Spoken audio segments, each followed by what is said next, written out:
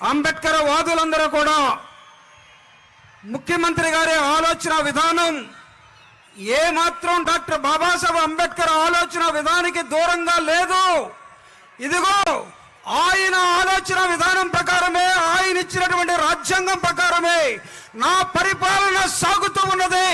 దానికి నిదర్శనంగానే ఏర్పాటు చేసినటువంటి ప్రపంచంలో ఎత్తైనటువంటి ఒక విగ్రహాన్ని డాక్టర్ బాబాసాహెబ్ అంబేద్కర్ ఆలోచన విధానాన్ని ఇచ్చినటువంటి జగనన్నకి ఈ రాష్ట్ర ప్రజలంతా, ప్రపంచమంతా చూస్తున్నటువంటి ఈ వేడుకలో భాగమైన వాళ్ళందరూ కూడా ఒక్కసారి కుడి చేయి పిడికిలు బిగించి జై భీమ్ అనే ఒక రణ నినాదాన్ని మీరందరూ కూడా ఇవ్వాలని కోరుతూ ఉన్నాను.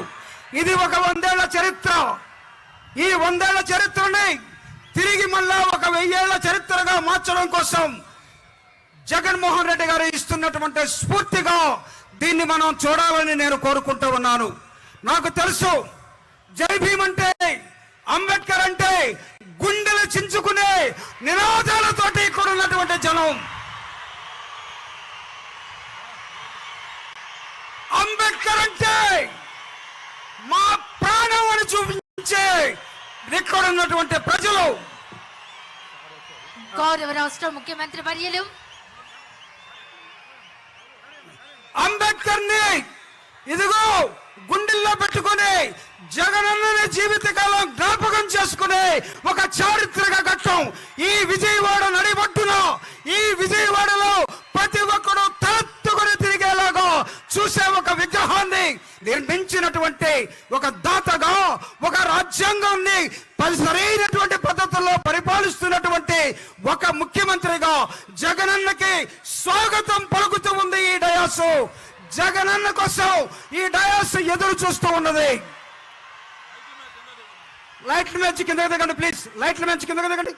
నో దిగండి. ఇక్కడ జగనన్న ఆలోచన విధానం ఏమాత్రం ఎవరికి దూరంగా లేదు.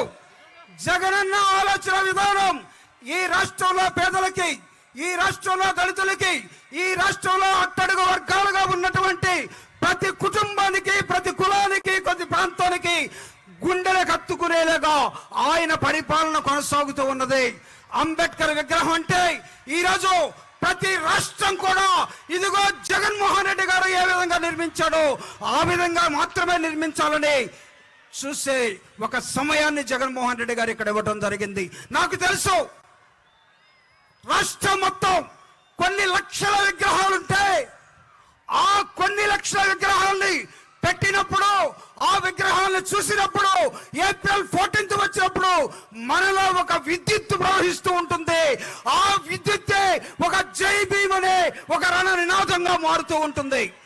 ఆ విద్యుత్తుని అప్పుడప్పుడు ఆపాలని చూసే వాళ్ళకి, అప్పుడప్పుడు సరఫరా కాకుండా ఉంచాలని చూసే దుర్మార్గులకి ఒక హెచ్చరికగా జగన్మోహన్ రెడ్డి గారు ఇదిగో ఇక్కడ ఒక విగ్రహాన్ని, ఒక విద్యుత్ కేంద్రాన్ని, ఒక విద్యుత్ కేంద్రం ఏ విధంగా విద్యుత్ సరఫరా చేస్తుందో మన ప్రజలందరూ కూడా అలాంటి విద్యుత్ కేంద్రాన్ని ఈరోజు జగన్మోహన్ రెడ్డి గారు 125 అడుగుల ఎత్తైన విగ్రహంతో పాటు దానికి పెడస్టల్ గా ఒక 81 మీటర్ల ఇంకా అడుగులు కలిపి 206 అడుగుల ఎత్తైనటువంటి విగ్రహాన్ని జగన్మోహన్ రెడ్డి గారు ముఖ్యమంత్రిగా, ఆనరబుల్ సీఎం ఈరోజు ఈ రాష్ట్రంలో మనందరికీ ఇవ్వటం జరిగింది.